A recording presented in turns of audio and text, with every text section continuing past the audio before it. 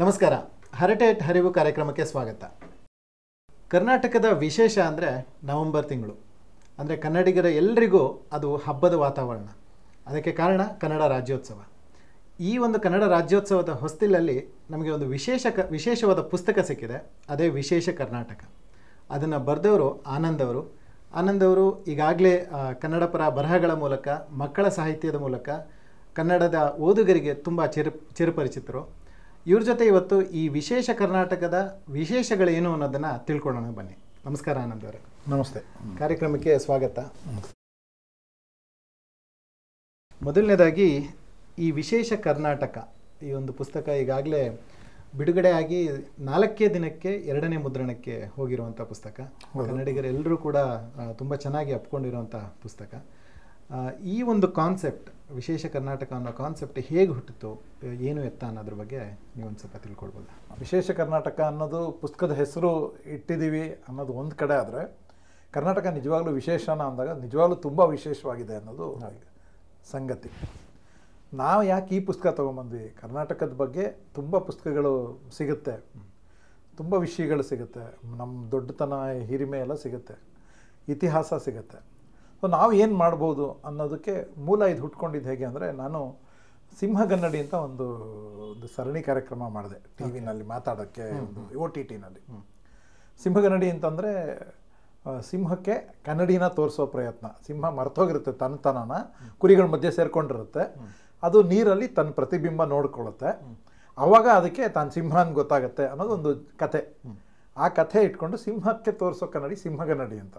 ಕನ್ನಡಿಗರಿಗೆ ತೋರಿಸೋ, ಕನ್ನಡಿಗರ ಹಿರಿಮೆ ಗರಿಮೆಗಳನ್ನ ತೋರಿಸೋದು ಅವ್ರಿಗೆ ತಮ್ಮತನನ ಎಚ್ಚರ ಮೂಡಿಸ್ಲಿ ಅನ್ನೋ ದೃಷ್ಟಿಯಿಂದ ಸಿಂಹಗನ್ನಡಿ ಅನ್ನೋ ಹೆಸರಲ್ಲಿ ಒಂದು ಕಾರ್ಯಕ್ರಮ ಮಾಡ್ತಾಯಿದ್ದೆ. ಬಹುಶಃ ಇದು 2006-07 ಸಿಂಹಗನ್ನಡಿ ಹೆಸರಲ್ಲಿ ನಾನು ಬರವಣಿಗೆ ಮಾಡಿದ್ದೆ, ಅಂದರೆ ಲೇಖನ ಬರೆದಿದ್ದೆ. ಅದು ಸ್ವಲ್ಪ ಇದು ಒಂದೇ ದಿನಕ್ಕೆ ಹುಟ್ಕೊಂಡಿರೋದಲ್ಲ, ಸ್ವಲ್ಪ ದಿನ ಒಂದು ಫಸ್ಟ್ ನೀವು ಬಹುಶಃ ನೀವು ಆನ್ಲೈನಲ್ಲಿ ಒಂದಷ್ಟು ನೋಡ್ತಾ ಇರ್ತೀರ. ಕನ್ನಡ ಪ್ರಾಚೀನವಾದ ಭಾಷೆ, ಕನ್ನಡ ಹುಟ್ಟುವ ಮೊದಲು ಇಂಗ್ಲೀಷು ತೊಟ್ಟಿಲಲ್ಲಿತ್ತು, ಈ ಥರದ್ದೇನೋ ಹಿಂದಿ ಹುಟ್ಟೇ ಇರಲಿಲ್ಲ, ಈ ಒಂದು ಸರಣಿ ಒಂದು ಇಮೇಲ್ ಇದೆಯಲ್ಲ, ಇದನ್ನು ಫಸ್ಟ್ ನಾನು ಬರೆದಿದ್ದು ಯಾಹೂ ಗ್ರೂಪ್ಸಲ್ಲಿ. ಅದಕ್ಕೆಲ್ಲ ಒಂದಷ್ಟು ಸೇರ್ಕೊಳ್ತು, ಆಮೇಲೆ ಸೇರ್ಕೊಂಡಿದೆ. ಬಟ್ ಇವತ್ತಿನ ದಿನ ಅದು ನೋಡಿದ್ರೆ ಅದು ಬೇರೆ ಥರ ಅನಿಸುತ್ತೆ, ನಾವು ಬೆಳೆದಿರೋದ್ರಿಂದ ಒಂದು ಮಾನಸಿಕವಾಗಿ, ಬೌದ್ಧಿಕವಾಗಿ. ಸೊ ಅವತ್ತಿನ ದಿನಕ್ಕೆ ಈ ಥರದ ಕನ್ನಡದ ಹಿರಿಮೆಗಳನ್ನು ಕೂಡ ಹಾಕೋದು, ಹೇಳೋದು ಹೇಗೆ ಅನ್ನೋದು ಒಂದು ನಡೀತಾ ಇತ್ತು. ನಂಗೆ ಭಾಳ ನನ್ನ ಮನಸ್ಸಿನ ಮೇಲೆ ಪ್ರಭಾವ ಬೀರಿದ್ದೇನೆಂದರೆ ಆಲೂರು ವೆಂಕಟರಾಯರ ಕರ್ನಾಟಕ ಗತವೈಭವ. ಅದು ಯಾವುದೋ 1910 ದಶಕ ಆವಾಗ ಬರೆದಿರೋ ಪುಸ್ತಕ. ನನಗೆ 2010ನೇ ಈ ಸಮಯ, ಇವಾಗ 100 ವರ್ಷ ಆದಮೇಲೆ ಓದಿದಾಗ ಅದು ನನ್ನ ಮೇಲೆ ಬೀರಿದ ಪ್ರಭಾವ, ನಾನು ಮಾಡೋ ಎಷ್ಟೋ ಕೆಲಸಗಳಿಗೆ ಅದು ನೀಡಿದ ಪ್ರೇರಣೆ, ಇವುಗಳೆಲ್ಲ ನೋಡಿದಾಗ, ನಾವು ಕನ್ನಡದವ್ರನ್ನ ನೋಡ್ತಾ ಇದ್ದಾಗೆಲ್ಲ ನನಗೆ ಆಲೂರು ವೆಂಕಟರಾಯರು ಅವಾಗ ಹೇಳಿದ ಮಾತಿಗೆ ನೆನಪಾಗುತ್ತೆ. ನಾವು ಯಾರು ಅನ್ನೋದೇ ಮರ್ತೋಗ್ಬಿಟ್ಟಿದ್ದೀವಿ, ನಾವು ಕೀಳರಿಮೆಯಿಂದ ನರಳ್ತಾ ಇದ್ದೀವಿ. ಯಾಕೆಂದರೆ ಇತಿಹಾಸ ನಮ್ಮದು ವಿಜಯನಗರ ಪತನ ಆದಮೇಲೆ ಹಾಳಾಗೋದ್ವಿ ಅನ್ನೋದು ಒಂದು ಇತಿಹಾಸ ಇದೆಯಲ್ಲ. ಹಾಗಿದ್ದಾಗ ಇದನ್ನು ಹೆಚ್ಚೆಚ್ಚು ಜನಕ್ಕೆ ಹೇಳೋದ್ರಿಂದ ನಾವು ಇವತ್ತಿನ ದಿನ ಅಂದರೆ ಭವ್ಯವಾದ ನಾಳೆಗಳನ್ನ ಕಟ್ಟಕ್ಕೆ ಇವತ್ತು ಚೆನ್ನಾಗಿ ಕೆಲಸ ಮಾಡಬೇಕು, ಇವತ್ತು ಚೆನ್ನಾಗಿ ಕೆಲಸ ಮಾಡೋಕ್ಕೆ ಪ್ರೇರಣೆ ಸಿಗಲಿ ಅನ್ನೋದೊಂದು ಆಸೆ. ಅದೇ ಕಾರಣಕ್ಕೆ ಸಿಂಹಗನ್ನಡಿ ಮಾಡಿದ್ದು. ಆ ಸಿಂಹಗನ್ನಡಿನ ಮಾಡ್ತಾ ಇದ್ದಾಗ ಏನಾಯಿತು ಅಂದರೆ, ಕಳೆದ ವರ್ಷದಲ್ಲಿ ಕನ್ನಡ ಸಾಹಿತ್ಯ ಪರಿಷತ್ತವರು ಹಾವೇರಿನಲ್ಲಿ ಸಮ್ಮೇಳನ ಮಾಡಿದಾಗ ಇಂಥದ್ದೇ ಒಂದು ಅವಕಾಶ ಸಿಕ್ತು. ಅಂದರೆ ಮಳಿಗೆ ಹಾಕಿ ಕನ್ನಡದ ಹಿರಿಮೆಗಳ ಬಗ್ಗೆ ಅದರಲ್ಲಿ ಹೇಳಕ್ಕೆ ಸಾಧ್ಯನಾ ಅಂತ ಅವರು ಟೋಟಲ್ ಕನ್ನಡದವ್ರನ್ನ ಭೇಟಿ ಮಾಡಿ ಕೇಳಿದ್ರು. ಅವ್ರು ನನ್ನ ಸಂಪರ್ಕ ಮಾಡಿದ್ರು, ಏನಾರು ಮಾಡ್ಬೋದಾ ಸರ್ ಅಂತ. ಆಗ ನನಗೆ ಸಿಂಹಗನ್ನಡಿದು ಮತ್ತು ಇನ್ನೊಂದಷ್ಟು ಹುಡುಕಬೇಕು ಅನ್ನೋದು. ಆಮೇಲೆ ಆ ಕಾಲದ ಇತಿಹಾಸ ಒಂದೇ ಅಲ್ಲದೆ ಸಮಕಾಲೀನವಾದ್ದು, ಇವತ್ತಿನ ದಿನ ನಡೀತಾ ಇರೋದು. ಇವಾಗ ಜಿಯೋಗ್ರಫಿಕಲ್ ಐಡೆಂಟಿಫಿಕೇಶನ್ GI ಅಂತಿದೆ. ಇಡೀ ಭಾರತದಲ್ಲಿ ಕರ್ನಾಟಕಕ್ಕೆ ಅತಿ ಹೆಚ್ಚು GI ಇರೋದು. ಈ ಯಾವ್ದಾವ್ದು GI ಇದೆ, ಈ ಥರದ್ದೆಲ್ಲ ಒಂದಷ್ಟು ಒಂಥರ ಹೆಮ್ಮೆ ಪಡುವಂಥದ್ದು ಇವತ್ತಿಗೂ ಇದೆ. ಇಳಕಲ್ ಸೀರೆ ಇರ್ಬೋದು, ಆ ಥರದ್ದು. ಆಮೇಲೆ ಬರೀ ಒಂದೇ ಅಲ್ಲ, ವೈದ್ಯಕೀಯ ಕ್ಷೇತ್ರಕ್ಕೆ ಬಂದರೆ ಯಾವುದೋ ಲಸಿಕೆ ಕಂಡುಹಿಡಿದವರೇ ಕನ್ನಡದವರು ಫಸ್ಟು ಅನ್ನೋದು ಗೊತ್ತಾಗುತ್ತೆ. ರೇಬಿಸ್ ಲಸಿಕೆನೋ, ರೇಬಿಸ್ ಅಲ್ಲ, ಯಾವುದೋ ಒಂದು ಲಸಿಕೆನ ಇಲ್ಲಿ ಇವರು ಕನ್ನಡತಿಯೊಬ್ಬರು ಕಂಡುಹಿಡಿತಾರೆ ಅಂತ ಗೊತ್ತಾಗುತ್ತೆ. ಈ ಥರ ಯಾವುದೋ ಸಣ್ಣ ವಿಷಯಗಳಾದರೂ ಪ್ರೇರಣೆ ಕೊಡುವಂಥದ್ದು ಇದೆ ಅಂತ. ಇದನ್ನು ಬಳಸಿ ನಾವು ಹೇಗೆ ಒಂದು ಪ್ರದರ್ಶನ ಏರ್ಪಡಿಸ್ಬೋದು ಅಂತ ಮಾಡ್ಕೊಂಡ್ವಿ. ಅದೊಂದು ಪ್ರದರ್ಶನ ಅವಕಾಶ ಸಿಕ್ತು ನಮಗೆ. ಅದರಲ್ಲಿ ಸುಮಾರು ಒಂದು 20 ದೊಡ್ಡ ಸ್ಲೈಡ್ಗಳನ್ನ ಹಾಕಿದ್ವಿ, ಕನ್ನಡಿಗರ ಹಿರಿಮೆ ಏನು ಅಂತಂದ್ಬಿಟ್ಟು. ನನ್ನ ಹೇಳೋದಕ್ಕೆ ನಾನು ನಿಮಗೆ ಅವಕಾಶ ಸಿಕ್ಕಿದ್ದಕ್ಕೆ ಹೇಳ್ತಾ ಇದ್ದೀನಿ. ಇಡೀ ಭಾರತದಲ್ಲೇ ಸುಮಾರು 350ನೇ ಇಸ್ವಿಯಿಂದ 1947 ತನಕನೂ ನಿರಂತರವಾಗಿ ಸಾಮ್ರಾಜ್ಯಗಳು ಮಧ್ಯ ಯಾವುದು ಕಟ್ ಆಗದೆ ಎಲ್ಲೂ ಒಂದು ಭಂಗ ಆಗದೆ ನಿರಂತರವಾಗಿ ಸಾವಿರಾರು ವರ್ಷ ಆಳಿರೋದು ಕನ್ನಡದವ್ರು ಮಾತ್ರ ಅನಿಸುತ್ತೆ. ಇನ್ನು ಬೇರೆ ಯಾವುದೇ ಸಾಮ್ರಾಜ್ಯ ನೋಡೋ ಅದಕ್ಕೆ ಮುಗೀತು, ಯಾವುದೋ ಇವ್ರದ್ದಾಯಿತು, ಅದಾದಮೇಲೆ ಇವ್ರದ್ದಾಯಿತು, ಅಲ್ಲಿಗೆ ಮುಗೀತು. ಮಧ್ಯದಲ್ಲಿ ಬ್ರಿಟಿಷರು ಆಳಿದ್ರು, ಮಧ್ಯ ಈ ಥರದ್ದೆಲ್ಲ ಬರ್ತಾ ಹೋಗುತ್ತೆ. ನಮ್ಮದು ಹಾಗಿಲ್ಲ. ಕದಂಬರ ಮಯೂರಿನಿಂದ ಶುರುವಾದಾಗ ಅಥವಾ ಗಂಗರಿಂದ ಇಲ್ಲಿ ಶುರುವಾದಾಗ ಕನ್ನಡ ನಾಡನ್ನ ಯಾವಾಗಲೂ ಒಂದು ರಾಜಮನೆತನ ನಿರಂತರವಾಗಿ ಆಳ್ಕೊಂಡೇ ಬಂದಿದ್ದೀವಿ. ಒಂದಷ್ಟು ವಿಜಯನಗರ ತನಕ ಅಂತೂ ಮೆರೆದು ಬಿಟ್ಟಿದ್ದಾರೆ ಭೂಪಟದಲ್ಲಿ. ಸೊ ಇದನ್ನೆಲ್ಲ ನಾವು ಒಂಥರ ವಿಶೇಷ ಅನ್ನಿಸ್ತಕ್ಕೆ ಶುರುವಾಯಿತು. ಇದನ್ನೆಲ್ಲ ಪ್ರದರ್ಶನ ಮಾಡಿದ್ವಿ. ಅದಕ್ಕೆ ತುಂಬ ಒಳ್ಳೆಯ ಸ್ಪಂದನೆ ಸಿಕ್ತು. ಅಂದರೆ ಅದ್ರ ವಿಡಿಯೋಗಳು ನೋಡ್ಬೇಕು ನೀವು, ಕಾಲಿಡಕ್ಕೆ ಜಾಗ ಇಲ್ಲ, ಜನ ನುಗ್ತಾ ಇದ್ದಾರೆ ಅಲ್ಲಿ. ಆಮೇಲೆ ನಾನು ಹೇಗೆ ನನಗೆ ಕುತೂಹಲ ಹೇಗೆ ಪ್ರತಿಕ್ರಿಯೆ ಇರುತ್ತೆ ಅಂತ ನೋಡ್ತಾ ಇದ್ದಾಗ ಅಲ್ಲಿ ಬಂದವರು ಯಾರೋ ಒಬ್ರು ಹೇಳ್ತಾರೆ, ನಮ್ಮ ಮಕ್ಕಳು ಏನೇನೋ ನೋಡ್ಕೊಂಡು ಇದು ಮಾಡ್ತಾರೆ, ಇಂಥ ಎಷ್ಟು ಒಳ್ಳೆ ಮಾಹಿತಿ ಇದೆ, ಇದನ್ನು ನೋಡ್ಬೇಕಲ್ವ ನಾವು ಅಂತ ಮಾತಾಡಿದ್ದು ಕಿವಿಗೆ ಬಿತ್ತು. ಅದು ನಂಗೊಂಥರ ಇದಾದಂಗೆ ಆಯಿತು, ಸ್ಫೂರ್ತಿ ಸಿಕ್ಕಂಗಾಯಿತು. ಹಾಗೆ ಟೋಟಲ್ ಕನ್ನಡದವರು ಇದನ್ನ ಪುಸ್ತಕದ ರೂಪಕ್ಕೆ ತರೋಣ ಅಂತ ನಾನು ಪ್ರಪೋಸ್ ಮಾಡಿದಾಗ ಒಳ್ಳೇದಾಗತ್ತೆ, ಇದು ರೀಚ್ ಆಗುತ್ತೆ, ಇದು ಬರೀ ಈ ಇದು ಬಿಟ್ಬಿಟ್ರೆ ಸಮ್ಮೇಳನ ಬಿಟ್ಟರೆ ಹೊರಗಡೆಗೂ ಇದು ತಲುಪುತ್ತೆ ಅನ್ನೋ ಕಾರಣಕ್ಕೆ ಪುಸ್ತಕ ತರೋಣ ಅಂತ ಮಾಡಿದ್ವಿ. ಪುಸ್ತಕ ಅಂತ ಹೊರಟ ತಕ್ಷಣ ಅಲ್ಲಿದ್ದು 20 ಹಾಳೆನ ನಾವು ತರೋಕ್ಕಾಗಲ್ಲ. 20ನ್ನ ಇನ್ನೂ ವಿವರಿಸಿ ಮಾಡ್ತೀನಿ ಅಂದ್ಬಿಟ್ಟು ಅದನ್ನೇ ಮತ್ತೆ ದೊಡ್ಡದು ಮಾಡಿಕೊಂಡು 40-60 ಮಾಡೋ ಉದ್ದೇಶ ಇಲ್ಲ ಸರ್. ಇಲ್ಲಿ ವಿಶೇಷ ಕರ್ನಾಟಕ ಅನ್ನೋದು ಅಲ್ಲಿ ಹಾವೇರಿ ಸಾಹಿತ್ಯ ಸಮ್ಮೇಳನದಲ್ಲಿ ಒಂದು ರೀತಿ ಮಳಿಗೆ ಎಕ್ಸಿಬಿಷನ್ ಹಾಲ್ ಮಳಿಗೆ ಆಯಿತು. ಅದು ಸುಮಾರು ಎಷ್ಟು ದೊಡ್ಡದು? ಅದು 20 ಅಡಿ ಮಾಡಬೇಕು ಅಂತ ಹೊರಟಿದ್ದು. ಹಿಂದಿನ ದಿನ ನಮಗೆ ಹಿಂದೆ 2 ದಿನ ಮೊದಲು ಅಧ್ಯಕ್ಷರು ಅದು ನೋಡಿ ಇದನ್ನ 2ರಷ್ಟು ಮಾಡಿ ಅಂತ ಹೇಳೋರು. ಆ ತಕ್ಷಣಕ್ಕೆ ನಾವು ಇನ್ನೊಂದು 8 ಸ್ಲೈಡ್ ಹೊಸದು ಮಾಡಬೇಕಾಯ್ತು. ಹಾಗೆ ಮಾಡಿ 20-40 ಇತ್ತು. ತುಂಬ 40-40 ಅಷ್ಟು ದೊಡ್ಡದಿತ್ತು. ನಾವು 20-40ಕ್ಕೆ ಹೊರಟಿದ್ವಿ, ಅವ್ರು 40-40 ತಗೊಳ್ಳಿ ಅಂತ ಮಾಡಿದ್ರು. ಅಷ್ಟು ದೊಡ್ಡ ಕ್ಷೇತ್ರ, ತುಂಬ ದೊಡ್ಡದು, 12x12 ಅಷ್ಟು ದೊಡ್ಡದು ಬ್ಯಾನರ್ ಹಾಕಿದ್ವಿ, ಸ್ಲೈಡ್ಗಳ ಪ್ರದರ್ಶನ ಮಾಡಿದ್ವಿ. ಸೊ ತುಂಬ ದೊಡ್ಡ ಒಂದು ಲಕ್ಷಗಟ್ಟಲೆ ಜನ ಬಂದಿದ್ದಾರೆ. ಪೂರ್ತಿ ಬೆಳಗ್ಗೆ ಶುರುವಾಗ್ಬಿಟ್ರೆ ಕೊನೆಗೆ ನಾವು ಪೊಲೀಸ್ ಅವ್ರನ್ನ ಇಟ್ಕೋಬೇಕಾಯ್ತು ಬಾಗ್ಲಲ್ಲಿ. ಬಿಡ್ತೀವಿ, ಇಷ್ಟು ಜನ ಬಿಡ್ತೀವಿ, ಇಷ್ಟು ಜನ ಬಿಡಲ್ಲ ಅಂತ. ಆ ಮಟ್ಟಿಗೆ ಬೆಂಬಲ ಸಿಕ್ತು ಜನರದು. ಆಗ ಒಂದು ಬರೆಯೋದಕ್ಕೊಂದು ಪ್ರೇರಣೆ ಸಿಕ್ಕಾಗಾಯಿತು. ಪುಸ್ತಕ ತರಬೇಕು ಅಂತ ಆಯಿತು. ಪುಸ್ತಕ ತರಕ್ಕೆ ಹೋದಾಗ, ವಿಷಯಗಳು ಹುಡುಕಕ್ಕೆ ಹೋದಾಗ ಇಷ್ಟೇ ಸಾಕಲ್ಲ ಅಂದರೆ ಇಷ್ಟು ವಿಷಯ ಸಾಕು ಅನ್ನೋದು ಬೇರೆ, ನಾವು ಹೇಳಕ್ಕೆ ಹೊರಟಿದ್ದೀವಿ, ಇನ್ನೊಂದಷ್ಟು ಹೇಳ್ಬೋಣ ಅಂತ. ಆ ದೃಷ್ಟಿಯಿಂದ ಇನ್ನೊಂದಷ್ಟು ಸಂಗ್ರಹ ಮಾಡಿ ಸುಮಾರು 150 ಪುಟದ ಈ ಪುಸ್ತಕನ ತೊಗೊಂಬರೋಕ್ಕೆ ಮನಸ್ಸು ಮಾಡಿದ್ವಿ. ಈ ಹೊತ್ತಲ್ಲಿ ಏನಾಯಿತು ಅಂತ ಅಂದರೆ ಮುಖ್ಯವಾಗಿ ಪುಸ್ತಕದ ಒಳಗಡೆ ಹೇಗೆ ಬರೀಬೇಕು. ಇವತ್ತಿನ ತುಂಬ ಜನ ಬರೆದಿದ್ದೀವಿ. ಇವಾಗ ಕರ್ನಾಟಕದ ಪರಂಪರೆ ಅಂತ ಒಂದು 2 ವಾಲ್ಯೂಮಲ್ಲಿ ಇರೋ ಪುಸ್ತಕ ಇದೆ. ಸುಮಾರು 1000 ಪುಟ ಇರ್ಬೋದು, ಇಷ್ಟಿಷ್ಟು ದಪ್ಪ ಪುಸ್ತಕ ಇದೆ. ಇಡೀ ಕರ್ನಾಟಕ ಪ್ರಾಗ್ ಇತಿಹಾಸದಿಂದ ಇಲ್ಲಿ ತನಕ ತೀರಾ 70ನೇ ಇಸ್ವಿ ತನಕ ಇರೋ ದಾಖಲೆ ಆಗಿ ಹೋಗಿದೆ ಎಲ್ಲನೂ. ತುಂಬ ಜನ ವಿದ್ವಾಂಸರು ಬರೆದಿರೋದು. ಅದು ಯಾರೋ ಇಬ್ಬರು ಬರೆದಿರೋ ಪುಸ್ತಕ ಅಲ್ಲ, ಅಧಿಕೃತವಾಗಿ ಕರ್ನಾಟಕ ಸರ್ಕಾರ ಒಪ್ಪಿರೋ ಅಂತ, ಅಂದರೆ ಅವ್ರದ್ದು ಹೊರಗೆ ತಂದಿರೋ ಪುಸ್ತಕ. ಅದರಲ್ಲಿರೋ ಮಾಹಿತಿಗಳಲ್ಲಿ ನಾವು ಮುತ್ತುಗಳು ಹೆಕ್ಕಿ ಇಷ್ಟನ್ನ ಒಂದಷ್ಟು ನಾವು ಜನರ ಮುಂದೆ ಇಡ್ಬೋದು ಅನ್ನಿಸ್ತು. ಅದರಲ್ಲಿ ಯಾವುದೋ ಬರೀತಾರೆ, ಉದಾಹರಣೆಗೆ ಇಂಥದ್ದೊಂದು ದೇವಸ್ಥಾನವನ್ನು 3ನೇ ಬಲ್ಲಾಳನ ಇದರಿಂದ ಅರುಣಾಚಲೇಶ್ವರ ದೇವಸ್ಥಾನ ಆಯಿತು ಅಂತ ಬರೆದ್ರೆ ಅದನ್ನು ನಾನು ಒಂದು ಪ್ಯಾರಾನ ಬಂದು ಅರುಣಾಚಲೇಶ್ವರ ದೇವಸ್ಥಾನದ ಫೋಟೋ ಹಾಕ್ಬಿಡ್ತೀನಿ. ಅಂದಾಗ ಹೆಚ್ಚು ಕಣ್ಣಿಗೆ ನಿಮ್ಮ ಕಾನ್ಸಂಟ್ರೇಷನ್ ಹೀಗೆ ಹೋಗಬೇಕು, ಅಕ್ಷರದ ಮೇಲೆ ಹೋಗಬೇಕು ಅಂತಿಲ್ಲ, ನೀವು ಪುಟದ ಮೇಲೆ ಹೋದರೆ ಸಾಕು. ಹಾಗೆ ಆ ರೀತಿಯಲ್ಲಿ ಒಂದು ವಿನ್ಯಾಸ ಮಾಡ್ಕೊಂಡಿದ್ದೀವಿ. ಹಾಗೆ ಈ ಪುಸ್ತಕನ 150 ಪುಟದ ಪುಸ್ತಕ ತೊಗೊಂಬಂದ್ವಿ. ಇವಾಗ ಜನರ ಬಂದಿದೆ ಅದು. ಸರ್, ಒಟ್ಟಾರೆಯಾಗಿ ಒಂದು ಪುಸ್ತಕ ಕನ್ನಡಿಗರಿಗೆ ನಮ್ಮ ತನದ ಬಗ್ಗೆ ನಮಗೊಂದು ರೀತಿಯ ತಿಳಿವನ್ನು ಕೊಟ್ಟು ನಾವು ಮಾಡೋ ಎಲ್ಲ ಕೆಲಸಗಳಿಗೂ ಅದೊಂದು ರೀತಿ ಆತ್ಮವಿಶ್ವಾಸ ತುಂಬೋ ಹಾಗಿದೆ. ಸೊ ಅದಕ್ಕೆ ಒಂದು ರೀತಿ ವೆಲ್ಕಮ್ ಕಿಟ್, ಎಲ್ಲ ಕನ್ನಡಿಗರಿಗೆ ಇದೊಂದು ರೀತಿ ವೆಲ್ಕಮ್ ಕಿಟ್ ಅಂತ ಅನಿಸುತ್ತೆ ಈಗಿನ ತಲೆಮಾರವರಿಗೆ. ಯಾಕಂದರೆ ನಮ್ಮ ಹಳಮೆ ಅಥವಾ ನಮ್ಮ ಹಿನ್ನೆಲೆ ಗೊತ್ತಾಗ್ತಾ ಹೋದಷ್ಟು ಓಕೆ ನಾವು ಇಷ್ಟು ಚೆನ್ನಾಗಿದ್ವಾ, ನಾವು ಇಷ್ಟೊಂದು ಕೆಲಸ ಮಾಡಿದ್ದೀವಾ, ಹಾಗಾದ್ರೆ ನಾವೇನು ಕಡಿಮೆ, ನಾನು ಅದೇ ಜೀನವನಲ್ವ, ಅದೇ ರೇಸವನಲ್ವ, ನನಗೇನು ಕಮ್ಮಿ ಅನ್ನೋದೊಂದು ಒಳಗಡೆಯಿಂದ ಹುಟ್ಟುತ್ತೆ. ಹುಟ್ಟಿದಾಗ ನಾವು ಈಗಿನ ಕಾಲಕ್ಕೆ ಒಂದು ಕಾಂಪಿಟೇಟಿವ್ ಜಗತ್ತಂತ ಏನು ಹೇಳ್ತೀವಿ ಅದಕ್ಕೆ ಒಂದು ರೀತಿ ಪರ್ಫಾರ್ಮ್ ಮಾಡೋದಕ್ಕೆ ಹೆಲ್ಪ್ ಮಾಡುತ್ತೆ. ಆ ನಿಟ್ಟಿನಲ್ಲಿ ಇದೊಂದು ಒಳ್ಳೆಯ ವೆಲ್ಕಮ್ ಕಿಟ್ ಆಗಿ ನಾನು ನೋಡ್ತಾ ಇದ್ದೀನಿ. ನಾನು ಆ ದೃಷ್ಟಿಯಿಂದ ನೋಡಿದಾಗ ನನಗೆ 2 ವಿಷಯ ಭಾಳ ಮುಖ್ಯವಾಗಿ ಕಾಣಿಸುತ್ತೆ. ಒಂದು ಕಲೆನ ನಾವು ಇವತ್ತು ನಾವು ದೇವಸ್ಥಾನಗಳು ಕೊರೆದಿರೋದು, ಕೆತ್ತಿರೋದು, ಕಟ್ಟಿರೋದು ಅದನ್ನೆಲ್ಲ ನೋಡಿದಾಗ ನಮಗೆ ಅದು ಎಷ್ಟು ಅದ್ಭುತವಾದ ಕಲೆ ಇದೆ ಇಲ್ಲಿ ಅಂತ ನೋಡ್ತೀವಿ ಸಾಮಾನ್ಯವಾಗಿ. ಅದು ನಮ್ಮ ಕಣ್ಣು ಹಾಗೆ, ಎಲ್ಲರ ಕಣ್ಣು ಹಾಗೆ. ಬೇಲೂರಿನ ಕಲೆ, ಶಿಲೆ ಎಲ್ಲ ಇದು ಕಲೆ ಏನೋ ಒಂದು ಆ ಥರದಲ್ಲಿದ್ದೇವೆ. ಅದಕ್ಕೆ ಮೀರಿದ್ದ ಒಂದು ಆಲೋಚನೆ ನಮಗೆ ಮೂಡಬೇಕು. ಅದು ತಂತ್ರಜ್ಞಾನ ಅಂತ. ಅದು ತಂತ್ರಜ್ಞಾನನೇ. ಯಾಕೆ ಅಂತ ಹೇಳಿದ್ರೆ ನಾನು ಹೇಳ್ತಾ ಇದ್ದೆ, ಹಂಪೆನಲ್ಲಿ ಮಿರರ್ ಇಮೇಜ್ ರಂಧ್ರಬಿಂಬ ಅದೊಂದು ತಂತ್ರಜ್ಞಾನ ಬಳಸ್ಕೊಂಡಿದ್ದಾರೆ. ದೇವಸ್ಥಾನ ವಿರೂಪಾಕ್ಷ ದೇವಸ್ಥಾನದ ಗೋಪುರ ಗೋಡೆ ಮೇಲೆ ಉಲ್ಟಾಗಿ ಬೀಳುತ್ತೆ ನೆರಳು, ಸೂರ್ಯನ ಬೆಳಕು ಬಿದ್ದಾಗ ಏನು ರಂಧ್ರಬಿಂಬಗ್ರಹ ಅಂತಲೇ ಏನೋ ಅಂತಾರೆ ಅದಕ್ಕೆ. ಆ ಥರ ವ್ಯವಸ್ಥೆ ಇದೆ. ಬರೀ ಒಂದು ತಂತ್ರಜ್ಞಾನ ಅಲ್ಲ, ಹಂಪೆ ಒಳಗಡೆನೇ ಯಾವುದೋ ಒಂದು ಅರಮನೆ ಇದೆ, ಅದೇ 16ನೇ ಶತಮಾನ ಅರಮನೆ ಗೋಡೆ ಒಳಗಡೆ ಕೊಳವೆಗಳಿದೆ, ನೀರು ಹಾಯಿಸ್ತಾ ಇದ್ರಂತ ಅದರೊಳಗೆ, ಅಂದರೆ ಕೂಲಾಗಿ ಇಟ್ಕೊಳ್ಳೋಕ್ಕೆ ಅಂತ. ಅದನ್ನು ಅಂದರೆ ಟೆಕ್ನಾಲಜಿ ಅದನ್ನು ನೋಡಿದಾಗ ನಮ್ಗೇನಾಗುತ್ತೆ, ಏನು ಬೇಡ, ಸರಳವಾಗಿ ನಾವು ಯಾವುದೋ ಬೇಲೂರು ಶಿಲಾಬಾಲಿಕೆ ನೋಡ್ತೀವಿ, 1000 ಶಾಲಬಂಜಕಿಯರು ಕಾಣಿಸ್ತಾರೆ. ಒಂದಷ್ಟು ಯಾವುದೋ ಮೂಲೆಯಲ್ಲಿರೋದು ಇನ್ಯಾವುದೋ ಮೂಲೆಯಲ್ಲಿರೋದು ಮುಖ ಲಕ್ಷಣ ಇದೆಲ್ಲ ಒಂದೇ ಥರ ಇರುತ್ತೆ. ಒಬ್ಬನೇ ಕಡಿಯೋಕ್ಕೆ ಸಾಧ್ಯ, ಒಬ್ಬನೇ ಕೆತ್ತಿರೋಕ್ಕೆ ಸಾಧ್ಯ ಇಲ್ಲ. ಒಂದಷ್ಟು ಹೇಗೆ ಅಂದರೆ ಅದೊಂದು ವಿದ್ಯೆ ಆಗಿರಬೇಕು, ಅದೊಂದು ಸ್ಕಿಲ್ ಆಗಿರಬೇಕು, ಅದೊಂದು ತಂತ್ರಜ್ಞಾನ ಆಗಿರಬೇಕು. ಆ ಥರ ನೋಡಿದಾಗ ತಂತ್ರಜ್ಞಾನ ಕ್ಷೇತ್ರದಲ್ಲಿ ನಾವು ಬಹಳ ಮುಂದಿದ್ವಿ ಅನ್ನೋದು ಆ ದೃಷ್ಟಿಯಿಂದ ನೋಡಬೇಕು. ನಾನು ಇನ್ನೊಂದು ವಿಷಯ ಹೇಳಕ್ಕೆ ಹೊರಟಿದ್ದೇನೆಂದರೆ, ಈ ಇರಾಕ್ ನೆಲದಲ್ಲಿ ಕನ್ನಡಿಗರು ನೌಕಾನೆಲೆ ಹೊಂದಿದ್ರು ಪುಲಿಕೇಶಿ ಕಾಲದಲ್ಲಿ. ಅಂದರೆ 640 ಇಸ್ವಿನಲ್ಲಿ ನೌಕಾನೆಲೆ ಅಂದರೆ ಜಲಮಾರ್ಗದಲ್ಲಿ ಹೋಗಿ ಅಲ್ಲಿ ಯುದ್ಧಗಳನ್ನ ಮಾಡಿ ಯುದ್ಧದಲ್ಲಿ ನೆರವಾಗಿ ಇವೆಲ್ಲ ಮಾಡ್ಕೊಂಡಿದ್ದಾರೆ ಅಂತ. ಆದರೆ ಇರಾಕ್ಗೆ ಪುಲಿಕೇಶಿ ಯಾಕೆ ಹೋಗ್ತಿದ್ರ, ಅಥವಾ ಅವನ ಸೈನ್ಯ ಯಾಕೆ ಹೋಯ್ತು, ನೌಕಾದಳ ಯಾಕೆ ಹೋಯ್ತು ಅಂತ ನೋಡಿದ್ರೆ, ನಮ್ಮ ಐಹೊಳೆನಲ್ಲಿ 500 ಅಂತ ಒಂದು ತಂಡ ಇತ್ತು. 500 ಅಂದರೆ 500 ಜನ ವರ್ತಕರು ಅಂತ, ವ್ಯಾಪಾರಿಗಳು. ಇವರು ವಿದೇಶಗಳಿಗೆಲ್ಲ ಮಾರಾಟ ಮಾಡ್ತಾಯಿದ್ರು, ರಫ್ತು ಮಾಡ್ತಾಯಿದ್ರು. ಹಾಗೆ ಮಾಡ್ತಿದ್ದಾಗ ಅವ್ರಿಗೆ ಅಲ್ಲಿಯ ಇರಾಕಿನಲ್ಲಿರೋ ಅಲ್ಲಿ ಅಕ್ಕಪಕ್ಕದ ಯುದ್ಧಗಳಾದರೆ ಇವ್ರಿಗೆ ತೊಂದರೆ ಆಗ್ತಿತ್ತು.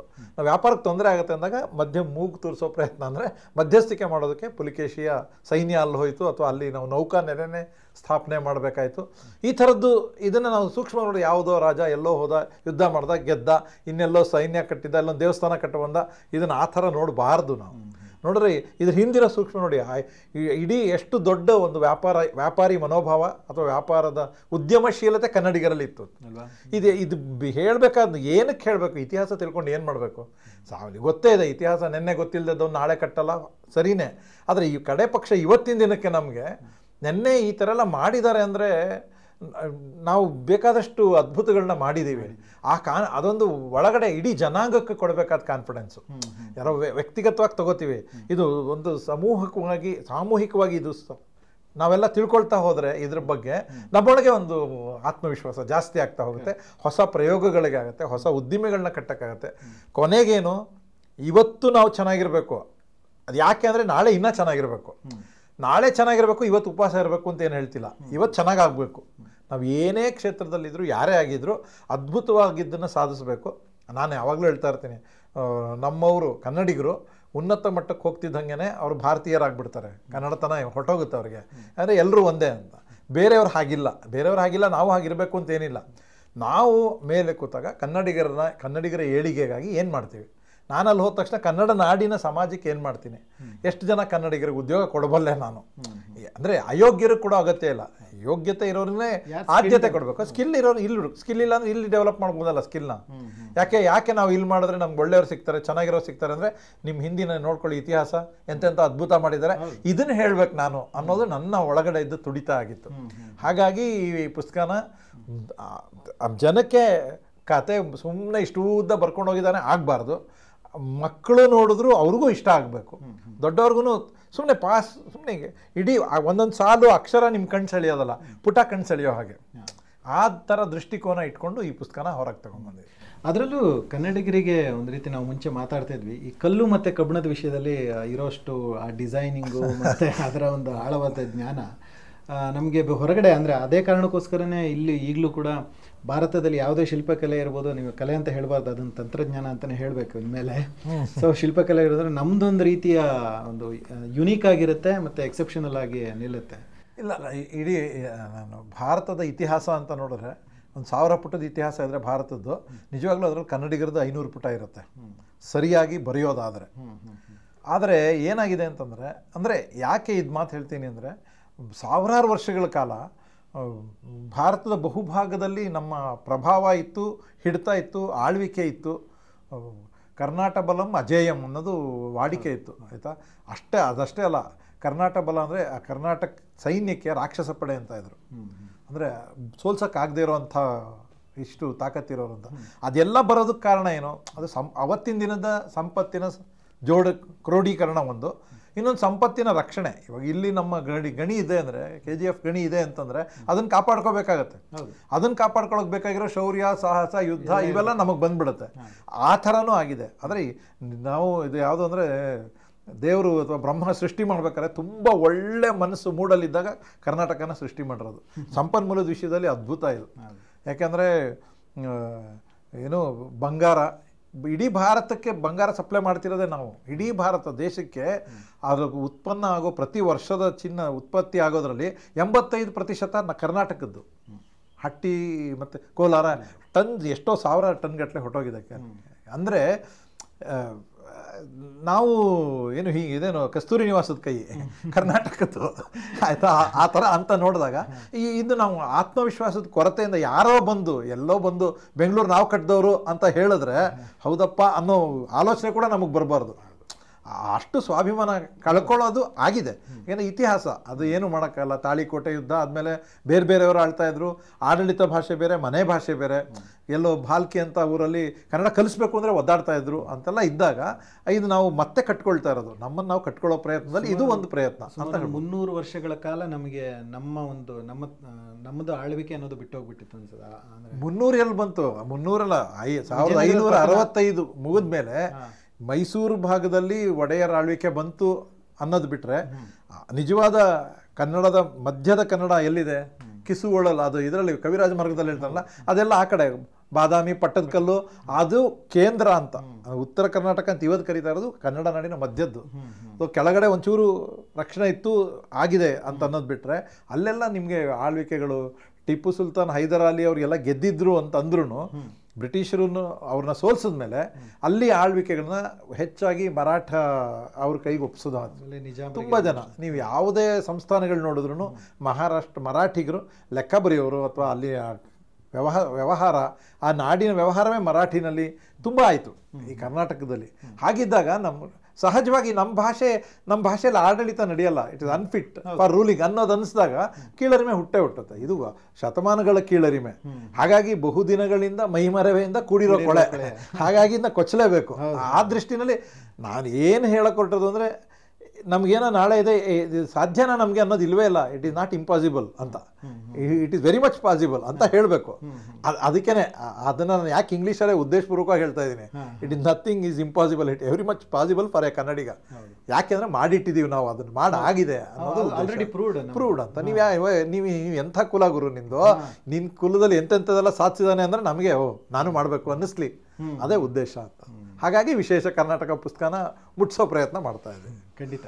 ಸೊ ಆ ನಿಟ್ಟಿನಲ್ಲಿ ಇದೊಂದು ತುಂಬ ಒಳ್ಳೆಯ ಪ್ರಯತ್ನ, ನಮಗೆ ನಮ್ಮನ್ನು ತೋರಿಸುವಂಥ ಪ್ರಯತ್ನ. ನಾವು ಯಾರು ಅನ್ನೋದನ್ನು, ನಮಗೆ ಸಿಂಹ ಹೇಗೆ ಕನ್ನಡಿಗರ ನೀರಲ್ಲಿ ಪ್ರತಿಬಿಂಬ ನೋಡ್ಕೊಳ್ತೋ ಹಾಗೆ ಈ ಪುಸ್ತಕದ ಮೂಲಕ ನಮ್ಮ ಪ್ರತಿಬಿಂಬನ ನಾವು ನೋಡಿಕೊಂಡು ಮುಂದಿನ ದಿನಗಳನ್ನು ಚೆನ್ನಾಗಿ ಕಟ್ಕೋಬೋದು ಅಂತ ಅನಿಸುತ್ತೆ.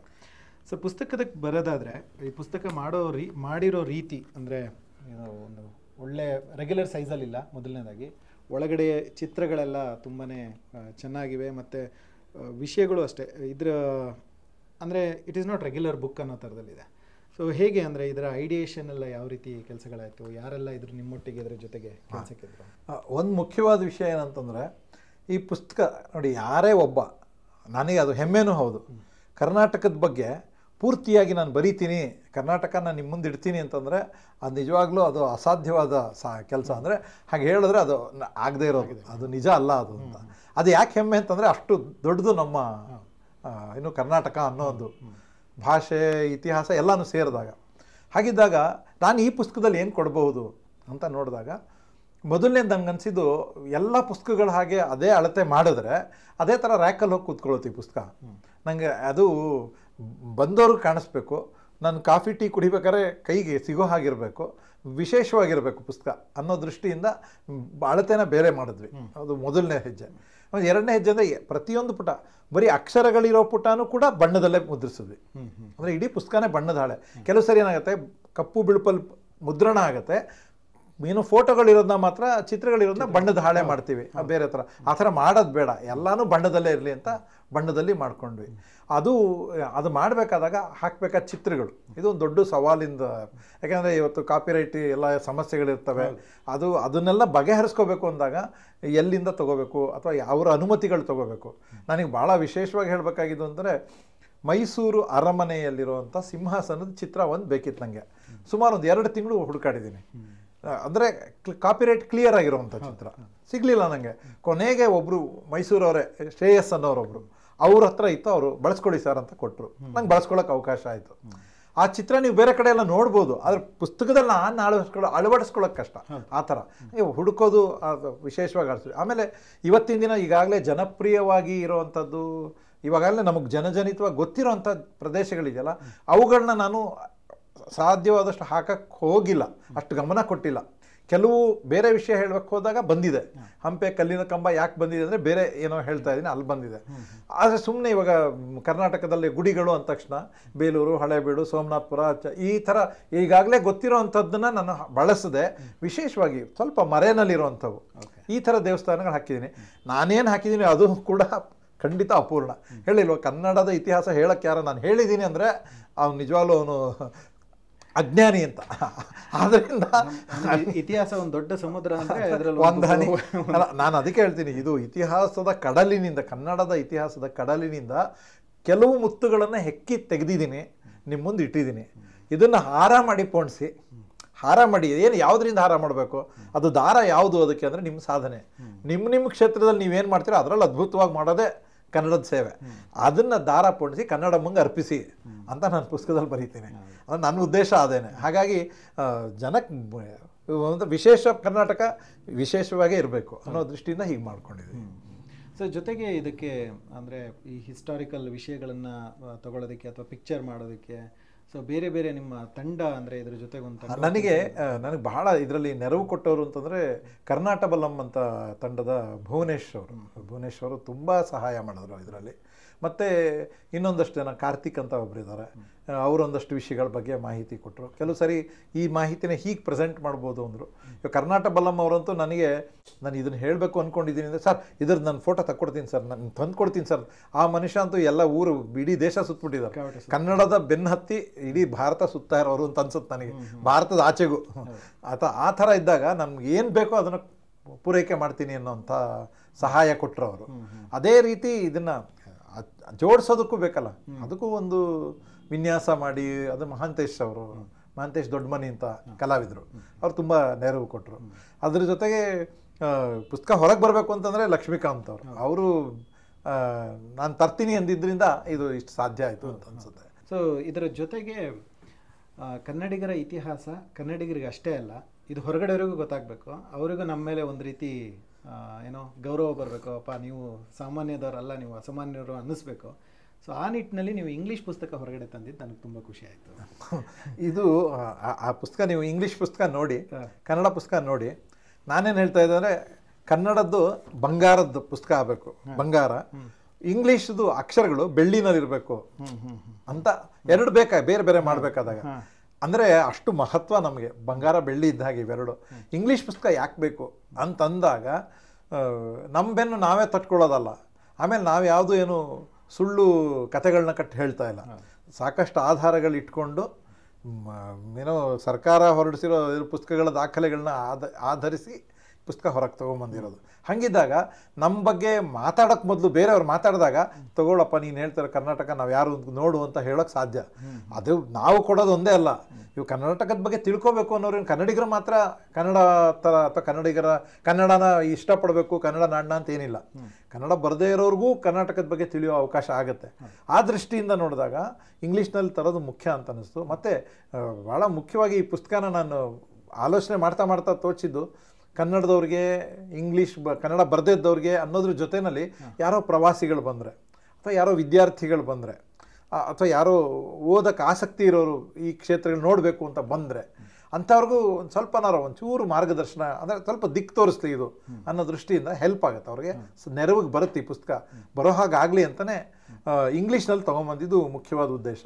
ಕನ್ನಡೇತರರಿಗೆ ಕನ್ನಡ ನಾಡಿನ ಬಗ್ಗೆ ತಿಳಿಬೇಕು, ಅದನ್ನು ಕನ್ನಡಿಗರಿಗೆ ಅನ್ನಿಸ್ಬೋದು ನಾನು ಕೊಡಬೇಕು, ನಮ್ಮ ಬಾಸು ಕನ್ನಡ ಬರ್ತಿಲ್ಲ ಅವ್ರಿಗೆ, ಈ ಪುಸ್ತಕ ನೋಡಿ ಸರ್ ಚಿತ್ರ ತೋರಿಸಿ ಎಕ್ಸ್ಪ್ಲೈನ್ ಮಾಡೋದು ಬೇಡ, ತಗೊಳ್ಳಿ ಸರ್ ಒಂದು ಗಿಫ್ಟು ಅಂತ ಕೊಡ್ಬೋದು, ನಮ್ಮ ಊರ ಬಗ್ಗೆ ನೋಡಿ ನಮ್ಮ ಬಗ್ಗೆ ಅಂತ ಹೇಳ್ಬೋದು. ಹಾಗಾಗಿ ಅದನ್ನು ಇಂಗ್ಲೀಷಲ್ಲಿ ತೊಗೊಂಬಂದೆ. ಅವ್ರು ನಾಳೆಯಿಂದ ಅವರು ನೋಡೋ ರೀತಿ ಬೇರೆ ಆಗೋಗಿರುತ್ತೆ, ನೋಡೋ ರೀತಿ ಬೇರೆ ಆಗುತ್ತೆ. ಆದರೆ ನನಗೆ ಒಂದಿದೆ, ನನಗೆ ನಿರೀಕ್ಷೆನೂ ಇದೆ. ಯಾಕಂದರೆ ಒಂದೇ ಸರಿಗೆ ನೀವು ಯಾವುದೋ ಒಂದು ನಾಡಿನ ಇವತ್ತಿನ ದಿನ ಅವ್ರದ್ದು ಅಂದ್ಕೊಂಡಿರ್ತಾರೆ ಅವರು.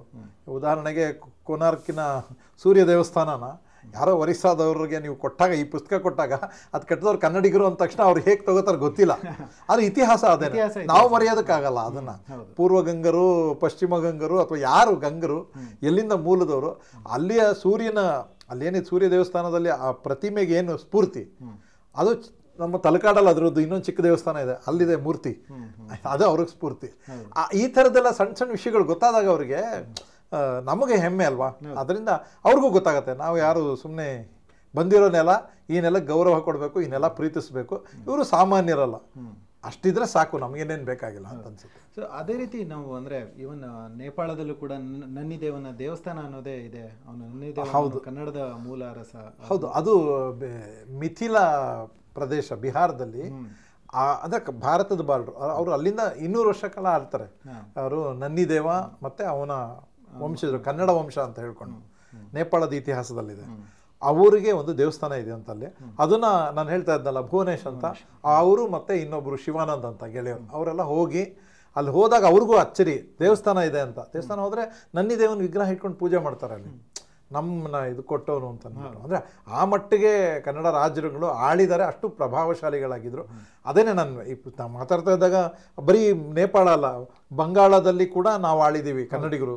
ಸೇನರು ಅಂತ ಯಾರು ಇವತ್ತು ಬಂಗಾಳದ ಯಾವ ಸೇನ್ ಅಂತ ಹೇಳ್ತಾರೋ, ಸೇನ ವಂಶ ಅಂತ ಏನಿದೆ ಅದು ಆಳಿದವರು ಅವರು ಕನ್ನಡದ ಮೂಲದವರು. ಚಾಲುಕ್ಯ ವಂಶದ ಒಂದು ಟಿಸಿಲು. ಇಲ್ಲಿಂದ ಗೆಲ್ತಾರೆ ಅಲ್ಲಿ ಅಂದರೆ ಇಲ್ಲಿಂದ ಸೇನಾಧಿಪತಿನೂ ಇಲ್ಲಿ ಅವನ್ನ ನೇಮಕ ಮಾಡ್ತಾರೆ. ಅಲ್ಲಿ ಹೋಗಿ ಅಲ್ಲಿ ಆಳ್ವಿಕೆ ಶುರು ಮಾಡಿ ಅವರು 200 ವರ್ಷ. ನೀವು ಯಾವ ನೋಡು, ಒರಿಸ್ಸಾದಲ್ಲಿ ಒಂದಷ್ಟು ಗಂಗರು, ನೀವು ರಾಜಸ್ಥಾನ, ಗುಜರಾತು ಎಲ್ಲೂ ಬಿಟ್ಟಿಲ್ಲ, ಮಧ್ಯಪ್ರದೇಶ ಎಲ್ಲ ಕಡೆನೂ ಆಳಿದ್ದಾರೆ ಕನ್ನಡಿಗರು, ಆಳಿದ್ದಾರೆ. ಹೋಗಿ ಯಾವುದೇ ನಾಡನ್ನು ಹೋಗಿ ಯುದ್ಧ ಮಾಡಿ ಗೆದ್ದುಬಿಟ್ಟು ವಾಪಸ್ ಬರೋದು ಬೇರೆ, ಆಯಿತಾ. ಅಲ್ಲಿ ಒಂದು ವಂಶ ಅಲ್ಲಿ ಕೂತ್ಕೊಂಡು ಆಳುತ್ತೆ 200 ವರ್ಷ 300 ವರ್ಷ, ಆಮೇಲೆ ಅದು ಬೇರೆ ಏನೋ ಆಗುತ್ತೆ. ಇದು ಮಹತ್ವದ್ದು ಅಂತ ನನಗನ್ಸುತ್ತೆ. ಹೇಳ್ತಾರಲ್ಲ ಸರ್, ಈಗ ರಾಷ್ಟ್ರಕೂಟರ 3ನೇ ಗೋವಿಂದನ ಕುದುರೆಗಳು ಹಿಮಾಲಯದ ತಪ್ಪಲಲ್ಲಿ ನೀರನ್ನು ಕುಡಿತಾ ಇದ್ವು, ಆನೆಗಳು ಅಲ್ಲಿನ ಅಲ್ಲಿ ಓಡಾಡ್ತಾ ಇದ್ವು. ಹೌದು, ತಂಗಾಳಿಗೆ ಹಿಮಾಲಯದ ತಪ್ಪಲಿನ ಜುಳು ಜುಳು ಹರಿಯುವ ನೀರಿನಲ್ಲಿ ಗೋವಿಂದನ ಕುದುರೆಗಳು ಮಿಂದೆದ್ದವು, ನೀರು ಕುಡಿದವು, ಆ ಥರ ಏನೋ ಬರೀತಾರೆ ಅಂತ. ಗೆದ್ದಿದ್ದಾರೆ ಅವರು ಪೂರ್ತಿ. ಅನುರಾಧ ಪಟ್ಟಣ, ಶ್ರೀಲಂಕಾನೂ ಗೆದ್ದಿದ್ದಾರೆ. ಯಾವ ಕಾಲದಲ್ಲೋ ಗೆದ್ಬಿಟ್ಟಿದ್ದಾರೆ ಶ್ರೀಲಂಕಾನೆಲ್ಲ. ಏನೋ ಚಾಲುಕ್ಯರ ಕಾಲದಲ್ಲೇ ಗೆದ್ದಿದ್ದಾರೆ ರಾಷ್ಟ್ರಕೂಟರು. ಮತ್ತು ಇವರು ಶ್ರೀಲಂಕಾಯಿಂದ ಹಿಡಿದು ಕನೋಜ್ ಗೆದ್ದು, ಅದೇ ಉತ್ತರದ ಪೂರ್ತಿ, ಈ ಕಡೆ ನಾವು ಭುಜ್, ಇಲ್ಲಿಂದ ಹಿಡಿದು ನಾನು ಈಗಲೇ ಢಾಕಾನೂ ಹೇಳಿದೆ ನನಗೆ. ಈ ತುಂಬ ವಿಸ್ತಾರವಾಗಿ ಗೆದ್ದಿದ್ದಾರೆ. ಅಂದರೆ ಒಂದು ಕಾಲದಲ್ಲಿ ತೋಳ್ಬಲ ಅನ್ನೋದು ಜಗತ್ತನ್ನು ಆಳ್ತಾ ಇತ್ತು. ನಾವು ಸುಮ್ಮನೆ ಕನ್ನಡಿಗರಾಗಿ ನಾವು ಯೋಚನೆ ಮಾಡೋದು, ತೋಳ್ಬಲದಲ್ಲಿ ಯಾರಿದ್ರು ಮುಂದೆ? ಅವಾಗ ಕನ್ನಡದವರಿದ್ದರು. ಅದಾದಮೇಲೆ ಆ ತೋಳ್ಬಲದ ಈ ರಾಜಕೀಯ ಬಲ ಹೋಗಿ ಯಾವಾಗ ಕನ್ನಡದ ಒಂದು ಸೋಲಾಯಿತು, ಅದಾದಮೇಲೆ ಬೇರೆ ಬೇರೆಯವ್ರ ಆಳ್ವಿಕೆ ಬಂತು. ಅದಾದಮೇಲಿಂದ ಶುರುವಾಗಿದ್ದು ವಾಣಿಜ್ಯ ಬಲ, ಅಂದರೆ ವ್ಯಾಪಾರದ ಬಲ, ಉದ್ದಿಮೆಗಳ ಬಲದಲ್ಲಿ ಕನ್ನಡಿಗರಿಗೆ ಏಟು ಬಿತ್ತು. ಯಾಕಂದರೆ ಇತಿಹಾಸದ ನಾವು ಶುರುನೇ ಮಾಡೋಕ್ಕೆ ಹೋಗಲ್ಲ. ಬೇರೆ ಬೇರೆ ಗುಜರಾತ್ನವರು ಅಥವಾ ತಮಿಳ್ನಾಡವರು ಉದ್ದಿಮೆಗಳು ಶುರು ಮಾಡೋಂಗೆ ನಮ್ಮ ಕನ್ನಡದವ್ರು ಮುಂದಕ್ಕೆ ಬರೋದೇ ಕಷ್ಟ. ಅದಕ್ಕೆ ನಮ್ಮ ಐತಿಹಾಸಿಕ ಕಾರಣಗಳು. ಅದೇನೇ ನೆಪ ಹೇಳ್ತಿರೋದು ಅಂತಲ್ಲ, ಉದ್ದಿಮೆಗಾರಿಕೆ ಕಮ್ಮಿ ನಮ್ಮಲ್ಲಿ ಅಂತ. ಈ ಮುಂದಿನ ದಿನಗಳಲ್ಲಿ ದೇವರ ದಯೆಯಿಂದ ಉದ್ದಿಮೆ ಇವತ್ತು ಎಲ್ಲಿಗೆ ತಿರುಗಿದೆ ಅಂದರೆ ಜ್ಞಾನಾಧಾರಿತ ಪ್ರಪಂಚ ಇದೆ. ಮುಂದಿನ ದಿನಗಳಲ್ಲಿ ಪ್ಯೂರ್ಲಿ ನಾಲೆಡ್ಜ್ ಬೇಸ್ಡ್. ಇವತ್ತೆಲ್ಲಿದೆ ಕನ್ನಡಿಗರ ನಾಲೆಡ್ಜ್ ಬೇಸು? ಇವತ್ತಿನ ಇಡೀ ಭಾರತಕ್ಕೆ ನೋಡಿದ್ರೆ ನಿಮಗೆ ಎಜುಕೇಷನ್ನಲ್ಲಿ ಅಥವಾ ಟೆಕ್ನಾಲಜಿನಲ್ಲಿ ಕನ್ನಡಿಗರೇ ಬೆಸ್ಟು, ಆಯಿತಾ. ಕನ್ನಡ ನಾಡೇ ಬೆಸ್ಟು. ಇದಿದ್ದಾಗ ಇದೇನೋ ಆಕಸ್ಮಿಕವಾಗಿ ಆಗಿರೋದಲ್ಲ. ನಾವೇನಂತೀವಿ, ನಮಗೆ ಉದ್ದಿಮೆ ಗೊತ್ತಿರಲಿಲ್ಲ, ಇವಾಗೇನೋ ಟೆಕ್ನಾಲಜಿ ಬಂದಿದೆ, ಇಂಡಿವಿಜುವಲ್ ನಾಲೆಡ್ಜು ವರ್ಕ್ ಮಾಡ್ತಿದ್ದೀವಿ. ಆಕಸ್ಮಿಕ ಅಲ್ಲ ಇದು. ನಾಳಿನ ಇಡೀ ಜಗತ್ತೇ ನಿಂತಿರೋದು ಜ್ಞಾನಾಧಾರಿತ. ಈ ಜ್ಞಾನಾಧಾರಿತ ಮಾಡೋದಕ್ಕೆ ನಮಗಿದೆ ಯೋಗ್ಯತೆಯೂ ಇದೆ, ಇತಿಹಾಸನೂ ಇದೆ. ಅದಿದ್ದಾಗ ಅದೇನೋ ಹೇಳ್ತಾರಲ್ಲ, ಮುಂದೆ ಗುರಿ ಇರಬೇಕು, ಹಿಂದೆ ಗುರು ಇರಬೇಕು ಅಂತ. ಅದ್ರ ಜೊತೆಯಲ್ಲಿ ಅದಕ್ಕೆ ಎಲ್ಲದಕ್ಕೂ ನಿಮ್ಮ ಕಾಲಡಿನಲ್ಲಿ ಚಕ್ರ ಇದೆಯಲ್ಲ, ಅದು ನಿಮ್ಮ ಇತಿಹಾಸ, ನಿಮ್ಮ ಹಿರಿಯರು ಕಟ್ಕೊಟ್ಟಿರೋ ಚಕ್ರ ಇದೆ ಸ್ಪೀಡಾಗಿ ಓಡೋಕ್ಕೆ. ಸೊ ತಲೆ ಒಳಗಡೆ ನಿಮ್ಮ ಬುದ್ಧಿ ಇದೆ, ಕೈಯಲ್ಲಿ ಕೌಶಲ್ಯ ಇದೆ, ಎಂತೆಂಥ ದೇವಸ್ಥಾನ ಕಡ್ದಿರೋ ಇದೆ, ಈ ಕೌಶಲ್ಯ ಯಾವ ಮಹಾ ಅನ್ನೋ ಆ ಥರ ಭಾವನೆ ಮೂಡಲಿ ಅನ್ನೋದು ಉದ್ದೇಶ. ಹಾಗಿದ್ದಾಗ ನಾಳೆಗಳನ್ನ ಕಟ್ಟೋದಕ್ಕೆ ನಾವು ವರ್ಕ್ ಮಾಡದೆ ಹೋದ್ರೆ, ಅದಕ್ಕೋಸ್ಕರ ಕೆಲಸ ಮಾಡದೆ ಹೋದರೆ ಇತಿಹಾಸ ಓದಿ ಏನು ಪ್ರಯೋಜನ? ಎಲ್ಲ ವೇಸ್ಟು. ವಿಶೇಷ ಕರ್ನಾಟಕನೂ ವೇಸ್ಟು, ಏನು ಯಾವ ಪುಸ್ತಕ ಹೋದ್ರೂ ವೇಸ್ಟು. ಎಲ್ಲ ಗುರಿ ಏನು, ಇವತ್ತು ನಾಳೆ ಕಟ್ಟಕ್ಕೆ ಇವತ್ತು ವರ್ಕ್ ಮಾಡೋದು ಹೆಂಗೆ, ನನ್ನ ಕ್ಷೇತ್ರದಲ್ಲಿ ನಾನು ಹೆಂಗೆ ಪರಿಣಿತ ಆಗ್ತೀನಿ, ಅದಕ್ಕೆ ಹೆಂಗೆ ಪ್ರೇರಣೆ ತಗೋತೀನಿ, ಅಷ್ಟೇ ಇದರ ಒಂದು ಪಾತ್ರ ಅಂತ ನನಗನ್ಸುತ್ತೆ. ಸರ್, ತುಂಬ ದೊಡ್ಡ ಉದ್ದೇಶ ಮತ್ತು ತುಂಬ ಒಳ್ಳೆಯ ಉದ್ದೇಶ. ಇದ್ರ ಮೂಲಕ ಇಡೀ ಒಂದು ಕನ್ನಡ ನಾಡು ಅಥವಾ ಕನ್ನಡಿಗರ ಏಳಿಗೆಗೆ ಒಂದು ರೀತಿ ದಾರಿ ಆಗುತ್ತೆ ಅಂತ ನನಗನ್ಸುತ್ತೆ. ಈ ಪುಸ್ತಕದ ಬಗ್ಗೆ ಆಗಲಿ ಅಥವಾ ಕನ್ನಡಿಗರ ಬಗ್ಗೆ ಆಗಲಿ ನೀವೇ ಹೇಳಿದಾಗೆ ನಮಗೆ ಇತಿಹಾಸ ಎಷ್ಟಿದೆ ಅಂದರೆ ಬರೆದು ಮುಗ್ಸೋಕ್ಕೆ ಸಾಕಾಗಲ್ಲ. ನಾವು ಮಾತಾಡ್ತಾ ಕೂತ್ರೆ ಮಾತಾಡಿ ಮುಗಿಸೋದಕ್ಕೂ ಆಗೋದಿಲ್ಲ, ಅಷ್ಟೊಂದಿದೆ. ನಾವು ಎಪಿಸೋಡ್ಗಟ್ಟಲೆ ಮಾಡ್ತಾಯಿದ್ರೆ ಅದು ಎಷ್ಟು ವರ್ಷಗಳವರೆಗೆ ಎಪಿಸೋಡ್ ಮಾಡ್ಬೋದೋ ಗೊತ್ತಿಲ್ಲ. ಆದರೆ ನಮಗಿಲ್ಲಿ ಒಂದು ಇಷ್ಟು ಸಮಯದೊಳಗಡೆ ನಾವು ಕಾರ್ಯಕ್ರಮ ಮುಗಿಸ್ಬೇಕು, ಹಾಗಾಗಿ ಮುಗಿಸ್ಬೋದು. ಕಡೆಯದಾಗಿ ಸರ್, ವಿಶೇಷ ಕರ್ನಾಟಕ ಇದ್ರ ಒಳಗಡೆ ಎಲ್ಲವೂ ವಿಶೇಷವಾಗೇ ಇದೆ, ಆದರೆ ನಿಮಗೆ ತುಂಬ ವಿಶೇಷ ಅನಿಸಿದ್ದು ಯಾವುದು ಇದರಲ್ಲಿ ಒಂದೆರಡು ಪಾಯಿಂಟ್ ಹೇಳೋದಾದರೆ? ನನಗೆ ಇದು ನಾವು ಇವತ್ತು ಟೆಕ್ನಾಲಜಿ ಅಂತ ಹೇಳ್ತಾ ಇದೀವಲ್ಲ, ತಂತ್ರಜ್ಞಾನ ಅಂತ ಮಾತಾಡ್ತಾ ಇದ್ದೀವಿ, ನಾಳಿನ ಕರ್ನಾಟಕ ಅಂತ ಮಾತಾಡ್ತಾ ಇದ್ದೀವಿ. ಇವುಗಳನ್ನೆಲ್ಲ ನೋಡ್ತಾ ಇದ್ದಾಗ ಒಂದು ಪುಸ್ತಕ 875 ಈ ಸುಮಾರು ಅಂದರೆ 9ನೇ ಶತಮಾನದ ಸುಮಾರಲ್ಲಿ, ಸುಮಾರು 1100 ವರ್ಷ, ಇದು ನಂದಿ ಬೆಟ್ಟ ಇದೆಯಲ್ಲ, ದೊಡ್ಡಬಳ್ಳಾಪುರ, ಇದು ನಂದಿ ಬೆಟ್ಟ, ಚಿಕ್ಕಬಳ್ಳಾಪುರನ ನಂದಿ ಬೆಟ್ಟದ ಕೆಳಗಡೆ ಅಲ್ಲಿ ಊರಿನಲ್ಲಿ ಯಲವಳ್ಳಿ ಅಂತ ಊರಲ್ಲಿ ಒಬ್ಬ ಜೈನ ಮುನಿ, ಕುಮುದೇಂದು ಮುನಿ ಅಂತ ಒಬ್ಬ ಇರ್ತಾರೆ. ಅವರು ಒಂದು ಪುಸ್ತಕ ಬರೆದಿದ್ದಾರೆ ಅಂತ, ಒಂದು ಗ್ರಂಥ, ಪುಸ್ತಕ ಅಂತ ಹೇಳಬಾರ್ದು, ಒಂದಷ್ಟು ಬರೆದಿದ್ದಾರೆ. ಅದಕ್ಕೆ ಸಿರಿ ಭೂ ವಲಯ ಅಂತ ಹೆಸರು. ಅದೆಂಥ ವಿಶೇಷ ಅಂತಂದರೆ, ಸಿರಿ ಭೂ ವಲಯ ಅಂಕಲಿಪಿ ಅಂತ, ಸುಮ್ಮನೆ ಕೇಳೋಕ್ಕೇನೋ ಅಂಕಲಿಪಿ ಅಂತ.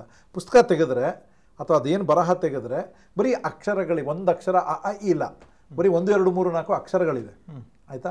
ಅದೆಲ್ಲನೂ ಕೂಡ ಒಂದರಲ್ಲಿ ಚಕ್ರ, ಈ ನೀವು ಮಹಾಭಾರತ ಯುದ್ಧದಲ್ಲಿ ವ್ಯೂಹಗಳು ಅಂತಾರಲ್ಲ ಹಾಗೆ ಪದ್ಮವ್ಯೂಹ, ಇನ್ನೊಂದು ಚಕ್ರವ್ಯೂಹ, ಈ ಥರ ಏನೋ ಒಂದು ಬಂಧಗಳಲ್ಲಿ ಅದನ್ನು ನಂಬರ್ಗಳನ್ನ ಬರೆದಿಟ್ಟಿದ್ದಾರೆ, ಆಯಿತಾ? ಅದರ ವಿಶೇಷ ಏನು ಅಂತಂದರೆ, ಆ ನಂಬರ್ಗಳನ್ನ ಡಿಕೋಡ್ ಮಾಡಬೇಕಂದ್ರೆ 1 ಅಂತಿದ್ರೆ ಅದಕ್ಕೆ ಯಾವುದೋ ಒಂದು ಅಕ್ಷರನ ಹೊಂದಿಸ್ಬೇಕು, ಅಂಟಿಸ್ಬೇಕು. 1 ಅಂದರೆ ಅ ಅಂತ, ಅಥವಾ 2 ಅಂದರೆ ಕ ಅಂತ. ಈ ಥರ ನಾವು ಹೊಂದಿಸಿದ್ರೆ ಅದು ಒಂದು ಸುಂದರವಾದ ಕಾವ್ಯ ಆಗುತ್ತೆ, ಜೈನ ಸಾಹಿತ್ಯಕ್ಕೆ ಸಂಬಂಧಪಟ್ಟಿದ್ದು ಆಗುತ್ತೆ, ಕನ್ನಡದಲ್ಲಿ ಇರುತ್ತದು. ಅದಕ್ಕೇ ಅದೇ ಅಂಕೆಗಳಿಗೆ ಇನ್ನೊಂದು ಭಾಷೆಯ ಒಂದು ಡಿಕೋಡ್ ಮಾಡಿದ್ರೆ, ಇನ್ಯಾವುದೋ ತಮಿಳು ಭಾಷೆದೇನೋ ಈ ಅಕ್ಷರಕ್ಕೆ ಈ ಅಂಕೆಗೆ ಈ ಅಕ್ಷರ ಜೋಡಿಸಿ ಮಾಡಿದ್ರೆ ಅದೇ ತಮಿಳಿನ ಇನ್ನೊಂದು ಸಾಹಿತ್ಯ ಆಗುತ್ತೆ. ಆ ಪುಸ್ತಕದ ವಿಷಯ, ಅದಕ್ಕೆ ಹೆಸರಿರೋದೇ ಬಹುಭಾಷಾಮಯಿ ಇದು ವಿಷಯಮಯಿ. ಅದು ತುಂಬ ವಿಷಯಗಳನ್ನ ಹೇಳಿದೆ, ಬಹು ಭಾಷೆಗಳಲ್ಲಿ ಹೇಳಿದೆ ಅಂತ. ಅವರು ಹೇಳಿದ 64 ಭಾಷೆಯಲ್ಲೋ ಎಷ್ಟೋ ಭಾಷೆಗಳಲ್ಲಿದೆ ಅಂತ. ಒಂದೇ ಟೆಕ್ಸ್ಟ್, ಒಂದೇ ಬಂಧ, ಈ ಬಂಧನ ನಿಮ್ಗೆ ಮುಂದಿಟ್ರೆ, ಇದು ನೀವು ಕನ್ನಡ ಕೋಡ್ ಮಾಡೋದು ಡಿಕೋಡ್ ಮಾಡಿದ್ರೆ ಬೇರೆ, ಇನ್ನೊಂದು ಭಾಷೆಯಲ್ಲಿ ಮಾಡಿದ್ರೆ ಬೇರೆ. 5 6 7 8 ಅಂತ ಇದ್ರೆ ಕನ್ನಡಕ್ಕೆ ಹಾಕಿದ್ರೆ ಏನೋ ಬರುತ್ತೆ, ಅದನ್ನ ನೀವು ಇನ್ನೊಂದಕ್ಕೆ ಹಾಕಿದ್ರೆ ಇನ್ನೊಂದೇನೋ ಬರುತ್ತೆ. ಸೊ ಈ ಮಟ್ಟದ ಒಂದು ಅದ್ಭುತವಾದ ಕೃತಿ ಸಿರಿಭೂ ವಲಯ. ಅದನ್ನ ಇವತ್ತಿಗೂ ಡಿಕೋಡ್ ಮಾಡೋಕ್ಕೆ ಪೂರ್ತಿಯಾಗಿ ಆಗಿಲ್ಲ, ಕೆಲವನ್ನ ಮಾಡಿದ್ದಾರೆ. ಇವಾಗ ಆಗಲೇ ವಿದೇಶದಲ್ಲಿರೋರು, ಈ ಪುಸ್ತಕದ ಬಗ್ಗೆ ಆಸಕ್ತಿ ಇರೋರು, ಇದು ಡೆಲ್ಲಿನಲ್ಲೆಲ್ಲೋ ಇಟ್ಕೊಂಡಿದ್ದಾರೆ. ಇದು ಅಲ್ಲಿ ಒಂದೇನೋ ಆರ್ಕೈವ್ಸಲ್ಲಿ ಅಲ್ಲೆಲ್ಲೋ ಇದೆ ಸರ್ಕಾರದ ವಶದಲ್ಲಿ. ಇದನ್ನು ಕಂಪ್ಯೂಟರ್ ಇಂಜಿನಿಯರ್ಸು ಕೂತ್ಕೊಂಡು ಡಿಕೋಡ್ ಮಾಡೋದು ಹೇಗೆ ಅಂತ ನೋಡ್ತಿದ್ದಾರೆ. ನೀವು ಇವತ್ತಿನ ತಂತ್ರಜ್ಞಾನ ಅಂತ, ಈ ತಂತ್ರಜ್ಞಾನಕ್ಕೆ ಸವಾಲದು, ಮನುಷ್ಯನ ಸಾಧ್ಯನಾ ಇದು ಅಂತ. ನಾವು ಈಗ ಸಾಫ್ಟ್ವೇರ್ ಹಬ್ಬಲ್ಲಿ ಅಂದರೆ ಬೆಂಗಳೂರಲ್ಲಿ ಮಾತಾಡ್ತಾ ಇರ್ತೀವಿ, ಎನ್ಕ್ರಿಪ್ಷನ್ ಮತ್ತು ಡಿಕ್ರಿಪ್ಷನ್ ಅನ್ನೋದು ಒಂದು ದೊಡ್ಡ ಸವಾಲಿನ ಕೆಲಸ ಆಗಿದೆ ಅಂತ. ಅಂದರೆ ಯಾವುದೇ ಒಂದು ಸೆಕ್ಯೂರಿಟಿ ಪರ್ಪಸ್ಗೋಸ್ಕರ ಎನ್ಕ್ರಿಪ್ಟ್ ಮಾಡಿ ಕಳಿಸ್ಬೋದು, ಡಿಕ್ರಿಪ್ಟ್ ಮಾಡೋದು ಕಷ್ಟ. ಸೊ ಇದನ್ನ ನೋಡಿದ್ರೆ ಅದು ಆಲ್ಮೋಸ್ಟ್ 1100 ವರ್ಷಗಳ ಹಿಂದೆ ಎನ್ಕ್ರಿಪ್ಷನ್ ಮತ್ತು ಡಿಕ್ರಿಪ್ಷನ್ ಅನ್ನೋದು ನಮ್ಮ. ಸೊ ಇದನ್ನ ನೋಡ್ತಾ ಇದ್ದಾಗ ನನಗೆ ಇದೇನು ಮನುಷ್ಯರ ಇವರು ಅಂತ ಅನಿಸ್ಬಿಡ್ತು, ನಿಜವಾಗ್ಲೂ ಮನುಷ್ಯರ ಇವರು ಏನು. ನಾನು ಇದೊಂದು ಬಿಟ್ಬಿಡಿ, ಕೈಲಾಸನಾಥ ದೇವಸ್ಥಾನ ಅಂತ ಏನಿದೆಯಲ್ಲ ಎಲ್ಲೋರ, ಹೌದು, ಅದಕ್ಕೆ ಮನುಷ್ಯರ ಕಡ್ದಿರೋದು ಹೆಂಗೆ ಸಾಧ್ಯ? ಇದು ಮಾಡೋಕ್ಕೆ ಏನೋ ಒಂದು ಗುಡ್ಡ ನೋಡ್ಬಿಟ್ಟು ಇಲ್ಲಿ ಹಿಂಗಿಂದ ಕರ್ಕೊಂಡು ಹೋಗ್ತೀನಿ, ದೇವಸ್ಥಾನ, ಇದು ಮಂಟಪ, ಇದು ಕಲ್ಲು, ಇದು ಮಹಡಿ, ಇಲ್ಲಿ ಆನೆ ವಿಗ್ರಹ, ಇಲ್ಲಿ ಸಿಂಹದ, ಯಾರಪ್ಪ ಇದನ್ನೆಲ್ಲ ಮಾಡ್ದವ್, ನೀವು ಮನುಷ್ಯನ ಇವನು ಅಂತ ಅನ್ಸ್ಬಿಡುತ್ತೆ. ಕಟ್ಬಿಟ್ಟು ಏನೋ ಒಂದು ಹೆಚ್ಚು ಆಯ್ತಾನೆ ಹಿಂಗೆ ಟ್ಯಾಪೆ ಹೊಡೆದಂಗೆ ಆಗಲ್ಲ, ಕೊರಿಬೇಕಾದ್ರೆ ತಪ್ಪು ಮಾಡೋ ಹಾಗೆ ಇಲ್ಲ. ಎಂಥ ಅದ್ಭುತವಾದ ಕೆಲಸ ಮಾಡಿದ್ದಾರೆ ನಮ್ಮವರು. ಗೊತ್ತಿರ್ಬೇಕಲ್ಲ ಸರ್, ಅಂದ್ರೆ ಈಗ ಕಲ್ಲಿನ ಗುಣ ಗೊತ್ತಿರ್ಬೇಕು. ಒಂದೇ ಒಂದು ನಿಮ್ಗೆ ಅಲ್ಲಿ ಟೊಳ್ ಸಿಕ್ಬಿಟ್ರೆ ಅದನ್ನೇನೋ ಟೊಳ್ ಸಿಕ್ಕೇ ಇರೋ ನಮಗೆ ಗೊತ್ತಿಲ್ಲ. ಆ ಟೊಳ್ ಸಿಕ್ಕಿರೋ ಭಾಗ ಯಾವ ತರ ಡಿಸೈನ್ ಮಾಡ್ಬೇಕು ಅನ್ನೋ ತಲೆಯಲ್ಲಿ ಇರ್ಬೇಕಲ್ಲ. ಇಡೀ ಬಹಳ ಬಹಳ ಅದ್ಭುತ. ಅದನ್ನ ನೋಡ್ಬಿಟ್ರೆ ಎಷ್ಟು ವರ್ಷ ಆಯ್ತು ಸರ್? 875 800 ಇದರಲ್ಲಿ ಅಂದ್ರೆ ಎಷ್ಟು ಹಳೇದು, 700 800 ಅಷ್ಟು 1200 1300 ವರ್ಷದಿಂದ ಅಂಥ ಅದ್ಭುತ ಕಟ್ಟಿದ್ದಾರೆ. ಅದಾದ್ಮೇಲೆ ಅದೇ ಸಮಯನ 800 ಅಂದರೆ ಸಿರಿಭೂ ವಲಯ ಥರದ ಅದ್ಭುತವಾದ ಪುಸ್ತಕಗಳು ಬರೆದಿದ್ದಾರೆ. ಏನು ಕಮ್ಮಿ ಇದೆ ನಮಗೆ ಅನ್ನೋಂತೂ ಅನ್ಸಕ್ಕೆ ಶುರುವಾಗ್ಬಿಡುತ್ತೆ. ಹಾಗೆಂದು ಕೇಳಿದೆ ಸರ್, ಅಂದರೆ ಮಂಗರಸನದ್ದು ಖಗೇಂದ್ರಮಣಿ ದರ್ಪಣ ಅಂತ ಒಂದು ಪುಸ್ತಕ ಇದೆ. ಈ ಆಯುರ್ವೇದದ್ದು ಖಗೇಂದ್ರ ಮಣಿ ದರ್ಪಣ ಅಂದರೆ ವಿಷವೈದ್ಯದ ಬಗ್ಗೆ ಬರೆದಿರೋವಂಥ ಕನ್ನಡದ ಪುಸ್ತಕ. ಅದು ಅವರಲ್ಲಿ ಏನು ಹೇಳ್ತಾರೆ ಅಂದರೆ, ಇಡೀ ಪ್ರಪಂಚದಲ್ಲಿ ವಿಷವೈದ್ಯದ ಬಗ್ಗೆ ಸ್ಪೆಸಿಫಿಕ್ ಆಗಿ ಬಂದಿರೋವಂತಹ ಒಂದು ಪುಸ್ತಕ ಅಂದರೆ ಅದು ಅಂತ ಹೇಳ್ತಾರೆ. ಎಷ್ಟು ಸತ್ಯನೋ ಸುಳ್ಳೋ ಗೊತ್ತಿಲ್ಲ, ಬಟ್ ಹುಡುಕ್ತಾ ಹೋದರೆ ಅದು ನಿಜ ಅಂತ ಅನಿಸುತ್ತೆ. ಕಾರಣ ಸಂಸ್ಕೃತದಲ್ಲಿದೆ, ಆದರೆ ಅದು ಆಯುರ್ವೇದದ ಒಳಗಡೆ ಒಂದು ಭಾಗ ಆಗಿ ಬರುತ್ತೆ. ವಿಷವೈದ್ಯ ಅಂದರೆ ಹಾವು ಕಚ್ಚಿದ್ರೆ ಏನಾಗುತ್ತೆ, ಚೇಳು ಕಚ್ಚಿದ್ರೆ ಯಾವ ರೀತಿ ಔಷಧಿ ಕೊಡಬೇಕು, ಈ ರೀತಿ ತಿಳಿಸ್ಕೊಡೋದಕ್ಕೆ ಸಂಸ್ಕೃತದಲ್ಲಿ ಅದು ಆಯುರ್ವೇದದ ಒಂದು ಚಾಪ್ಟರ್ ಆಗಿ ಬರುತ್ತೆ. ಬಟ್ ಇವನು ಮಂಗರಸ ಅನ್ನೋ ಒಂದು, ಅವನು ಮೋಸ್ಟ್ಲಿ ಪಾಳೆಗಾರನೋ ಅಥವಾ ಆ ರೀತಿ ಏನೋ ಒಂದು ಸಣ್ಣ ಭಾಗದ ಅರಸ ಆಗಿರ್ತಾನೆ. ಅವನು ಖಗೇಂದ್ರ ಮಣಿ ದರ್ಪಣನ ಸ್ಪೆಸಿಫಿಕ್ ಆಗಿ ವಿಷವೈದ್ಯಕ್ಕೆ ಯಾವ ರೀತಿಯ ಮದ್ದನ್ನು ಕೊಡಬೇಕು ಅನ್ನೋದನ್ನು ಬರೆದು ಕೊಡ್ತಾನೆ. ಸೊ ಅದು ಕೂಡ ಒಂದು ದೊಡ್ಡ ಸಾಧನೆ ಅಂತ. ಅಂದರೆ ನಮಗೆ ಮೆಡಿಕಲ್ ಸೈನ್ಸಲ್ಲಿ ಯಾವ ಕ್ಷೇತ್ರನೇ ಆಗಲಿ, ಅವತ್ತಿನ ದಿನಕ್ಕೆ ಇದ್ದ ತಂತ್ರಜ್ಞಾನದಲ್ಲಿ ನಾವು ಮುಂದೆ ಇದ್ವಿ, ಉಳಿದವ್ರಿಗಿಂತ ಮುಂದಿದ್ವಿ. ಅದಕ್ಕಿಂತ ಇನ್ನೇನು ಬೇಕು. ಇವತ್ತು ಅಷ್ಟೇ. ಇವತ್ತು ಸಾಫ್ಟ್ವೇರ್ ಎಕ್ಸ್ಪೋರ್ಟ್, ಭಾರತದ ಸಾಫ್ಟ್ವೇರ್ ಎಕ್ಸ್ಪೋರ್ಟ್ 60% ಕರ್ನಾಟಕದಿಂದ. ಇವತ್ತು ನಾವೇ ಮುಂದಿರೋದು. ಹಾಗಾಗಿ ಕೀಳರಿಮೆ ಅನ್ನೋದು ನಮಗೆ ಬೇಡವೇ ಬೇಡ. ಕರೆಕ್ಟ್. ಅತಿಯಾದ ಆತ್ಮವಿಶ್ವಾಸ ಬೇಡ, ದುರಭಿಮಾನ ಬೇಡ, ಎಲ್ಲ ಕರೆಕ್ಟು. ನೀವು ಏನಾರು ಸ್ವಲ್ಪ ಕನ್ನಡ ಪರ ಮಾತಾದ ತಕ್ಷಣ ದುರಭಿಮಾನಿಗಳು ನೀವು ಅಂತ ಅನ್ನಿಸ್ಕೋತೀವಲ್ಲ, ದುರಭಿಮಾನ ಅಲ್ಲ ನಮಗೆ ಬೇಡ. ನಮಗೆ ಸ್ವಾಭಿಮಾನನೂ ಇಲ್ಲದ ಪರಿಸ್ಥಿತಿಲಿ ಇದೀವಲ್ಲ, ಆಧಾರ ಬರಬೇಕು ಅಂತ, ಆಧಾರ ಆಗಲಿ ನಮಗೆ ಅಂತ. ಆವಾಗ ನಮಗೆ ಎಷ್ಟು, ಇವಾಗ ನಾನು ನೋಡ್ತಾ ಇದ್ದಾಗ ಎಷ್ಟೋ ಸಾವಿರಾರು ವರ್ಷಗಳಿಂದ ಎಂತೆಂಥದ್ದೆಲ್ಲ ಅದ್ಭುತಗಳನ್ನ ಕಣ್ಣಕ್ಕೆ ಕಾಣುವಂಥದ್ದು ಮಾಡಿ, ನುಡಿನಲ್ಲಿ, ಭಾಷೆನಲ್ಲಿ ಎಂಥ ಅದ್ಭುತ ಸಾವಿರಾರು ವರ್ಷದಿಂದ ತೊಗೊಂಬಂದು ನಮ್ಮ ಕೈ ಕೊಟ್ಟೋಗಿದ್ದಾರೆ ನಮ್ಮ ಹಿರಿಯರು. ನಾವು ಅದನ್ನು ಅಯೋಗ್ಯರ ಥರ ಚೆಲ್ಲಿ ಮಕ್ಕಳಿಗೆ ಏನು ಕೊಡ್ತಾ ಇದ್ದೀವಿ? ನಮ್ಮ ತನ ಬಿಟ್ಕೊಟ್ಬಿಟ್ರೆ ನಾವು ಅಷ್ಟು ಜನರ, ಅಷ್ಟು ತಲೆಮಾರುಗಳ ಅದಕ್ಕೆ ನಾವೇ ಗೌರವ ಕೊಡ್ತಾ ಇದ್ದಂಗೆ ಆಗ್ಬಿಡುತ್ತೆ. ಸೊ ಅದು ತಪ್ಪಾಗುತ್ತೆ. ಅದಕ್ಕೋಸ್ಕರನಾರು ನಾವು ಉಳಿಸ್ಕೋಬೇಕು ನಮ್ಮತನ ಅನ್ನೋದೇ ಭಾಳ ಮಹತ್ವದ್ದು. ಕನ್ನಡತನ ಅನ್ನೋದೇನಿದೆ ಅದು ಎಲ್ಲ ತನಗಳಿಗಿಂತನೂ ಮಹತ್ವ ಹೊಂದಿರುತ್ತೆ. ಅದನ್ನು ಗುರುತಿಸೋದು, ಆ ದೃಷ್ಟಿನಲ್ಲಿ ನಮ್ಮೊಳಗಡೆ ಒಂದು ಚೈತನ್ಯ ಮೂಡಲಿ ಅನ್ನೋದಷ್ಟೇ ಈ ಪುಸ್ತಕದ ಉದ್ದೇಶ. ಏನು ಇದು ಪರ್ಫೆಕ್ಟ್ ಆಗಲ್ಲ, ಇದು ಕಂಪ್ಲೀಟ್ ಆಗಲ್ಲ. ಆ ದೃಷ್ಟಿಯಿಂದ ನೋಡಿದಾಗ ಪರಿಪೂರ್ಣವೂ ಅಲ್ಲ, ಸಂಪೂರ್ಣವೂ ಅಲ್ಲ. ಇದು ಏನಿದ್ರು ಒಂದು ಏನೋ ಸಮುದ್ರದಿಂದ ಎತ್ತಿರೋ ಒಂದು ಬೊಗಸೆ ನೀರಿರ್ಬೋದು ಅಷ್ಟೆ. ಹಾಗಾಗಿ ಈ ಥರದ ನಾನು ಇವತ್ತು ಇದು ಬರ್ದೀನಿ, ಈ ಥರದ್ದು ಇನ್ನೊಂದಷ್ಟು ಜನ ಹೊರಗೆ ತರಕ್ಕೆ ಇನ್ನೂ ಸಾಧ್ಯ ಆಗುತ್ತೆ, ಆಗಲಿ ಅಂತ ಅಷ್ಟೇ. ಅದನ್ನೇ ಕೇಳೋಣ ಅಂದ್ಕೊಂಡಿದ್ದೆ. ವಿಶೇಷ ಕರ್ನಾಟಕ ಭಾಗ 2, 3 ಏನಾದರೂ ಸಾಧ್ಯತೆಗಳಿದೆಯಾ ಅಂತ. ಅಲ್ಲ, ಹೇಳಿದೆ ನಿಮಗೆ ಕರ್ನಾಟಕದ ಇತಿಹಾಸ ನಾನು ಹೇಳಿ ಮುಗಿಸಿದ್ದೀನಿ ಅನ್ನೋಕ್ಕೆ ಯಾರಿಗೂ ಸಾಧ್ಯ ಇಲ್ಲ. ಕರ್ನಾಟಕದ ಬಗ್ಗೆ ಇತಿಹಾಸ ಬಿಟ್ಬಿಡಿ.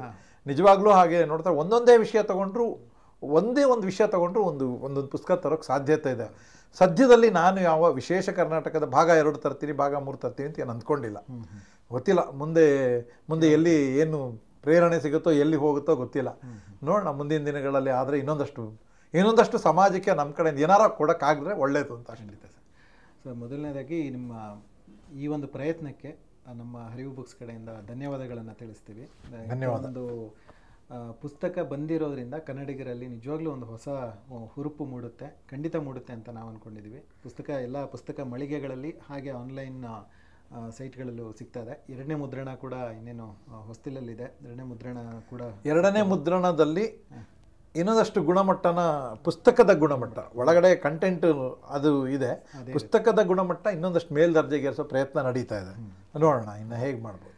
ಸೊ ಇದು ಕನ್ನಡಿಗರ ಪ್ರತಿಯೊಬ್ಬರ ಮನೆಯಲ್ಲಿ ಇರಬೇಕಾದ ಪುಸ್ತಕ ಅಂತ ನನಗನ್ಸುತ್ತೆ. ಹಾಗೆ ನಾವು ಕನ್ನಡೇತರರಿಗೆ ಯಾರಿಗಾದರೂ ಉಡುಗೊರೆ ಕೊಡಬೇಕು ಅಂದರೆ ಇದಕ್ಕಿಂತ ಒಳ್ಳೆ ಪುಸ್ತಕ ನನಗೆ ಸದ್ಯಕ್ಕಂತೂ ಯಾವುದು ಸಿಗ್ತಲ್ಲ ಅಂತ ಅನಿಸುತ್ತೆ. ಕರ್ನಾಟಕದ ಬಗ್ಗೆ ಅವರಿಗೊಂದು ರೀತಿಯ ಮಾಹಿತಿ ಕೊಡುವಂಥ ಪುಸ್ತಕ. ಸೊ ಖಂಡಿತ ಈ ಪುಸ್ತಕನ ಪ್ರತಿಯೊಬ್ಬರು ತಗೊಳ್ಳಿ, ಪ್ರತಿಯೊಬ್ಬರು ಓದಿ ಮತ್ತು ನಿಮ್ಮ ಹತ್ತಿರದವರಿಗೂ ತಿಳಿಸಿ. ಸರ್, ಇಲ್ಲಿವರೆಗೂ ಬಂದು ಒಂದು ರೀತಿ ಸ್ವಲ್ಪ ರೋಮಗೆಮೆಲ್ಲ ಜಾಸ್ತಿ ಮೈ ನವಿರೇಳಿಸೋ ಹಾಗೆ ನೀವು ಮಾತಾಡಿದ್ದೀರಾ. ತುಂಬ ಖುಷಿ ಆಯಿತು. ನೋಡಿದವರಿಗೂ ಅದೇ ಅನುಭವ ಆಗಿರುತ್ತೆ ಅಂತ ಅಂದ್ಕೊಂಡಿದ್ದೀನಿ. ಇಲ್ಲಿವರೆಗೂ ಬಂದಿದ್ದಕ್ಕೆ ಧನ್ಯವಾದಗಳು.